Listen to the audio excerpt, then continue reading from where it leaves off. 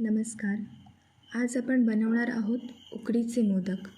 हा फक्त प्रसाद नाही, ही कथा आहे प्रत्येक आईची, पत्नीची, बाईची, जिने स्वतःसाठी कधीही वेळ काढला नाही. तू रोज इतरांसाठी शिजवतेस, पण स्वतःचं आयुष्य मात्र कच्चंच ठेवतेस, कारण तुला वाटतं तुझ्याकडे वेळ नाही आहे.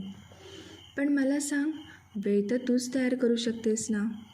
जशी तू उकड मळतेस तशीच वेळही मळून घे. उकड शिजवताना हात गरम होतात, कधी दुखतात, पण तू थांबत नाहीस, कारण तुला माहिती आहे शेवटी गोड काहीतरी तयार होणार आहे.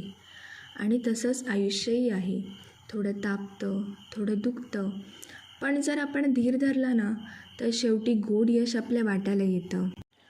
मोदक बनवताना जसं आपण सारण आत लपवतो ना, तसं तूही लपवतेस की तुझी स्वप्न, तुझे गुण, तुझ्या भावना.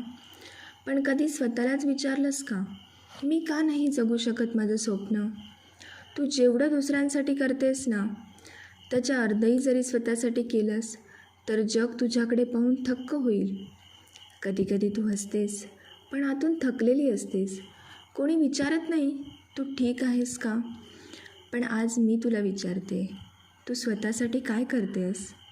मोदक जसा हळूहळू आकार घेतो तसं तुझं स्वप्नही तयार होईल. फक्त सुरुवात करायची आहे. शेवटी जेव्हा मोदक वाफेवर शिजतो तेव्हा तो मऊ, गोड, सुगंधी होतो.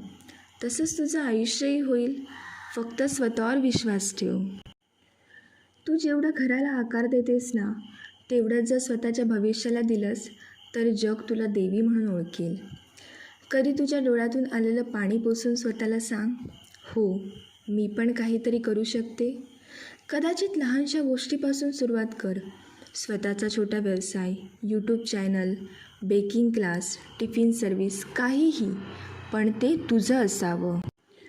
कारण तुझं आयुष्य फक्त घरकाम नाही, ते एक कलाकृती आहे आणि ती कलाकृती फक्त तूच पूर्ण करू शकतेस. बघ, जसा मोदक फाटला तर तू निराश होत नाहीस, तसंच आयुष्य फाटलं तरी घाबरू नकोस. पुन्हा करून घे, पुन्हा घडव, पुन्हा स्वतःवर प्रेम कर. कधी घरात सगळे झोपलेले असतात, तू स्वयंपाकघरात शांतपणे काम करतेस. त्या शांततेत एक विचार मनात ठेव, मी जगाला माझं नाव सांगणार आहे. तुझं नाव तुझ्या हाताने तयार होईल. जशी तू आज हा मोदक बनवते आहेस, प्रेमाने, संयमाने, श्रद्धेने, तशीच तू तुझं भविष्यही घडवू शकतेस. आज गणपती बाप्पाला मोदक अर्पण करताना फक्त एक मागणी कर, बाप्पा, मला माझं स्वप्न जगण्याची हिंमत दे. कारण लक्षात ठेव, गृहिणी असणं ही मर्यादा नाही, ती एक शक्ती आहे. आणि जेव्हा ही शक्ती स्वतःसाठी उभी राहते ना, तेव्हा चमत्कार घडतो. तू फक्त चव देत नाहीस, तू आयुष्यांना गोड बनवतेस. आता स्वतःचंही आयुष्य गोड कर. स्वप्न बघ, काम कर, स्वतःवर विश्वास ठेव. कारण उकडीच्या मोदकासारखं यशही आहे. हळूहळू शिजतं, पण जेव्हा तयार होतं ना, तेव्हा संपूर्ण घरात सुगंध पसरतो. आणि तो सुगंध तुझ्या मेहनतीचा, तुझ्या जिद्दीचा आणि तुझ्या नव्या सुरुवातीचा. स्वतःला थांबवू नकोस बाई. तू थकली असशील, पण हरली नाहीस.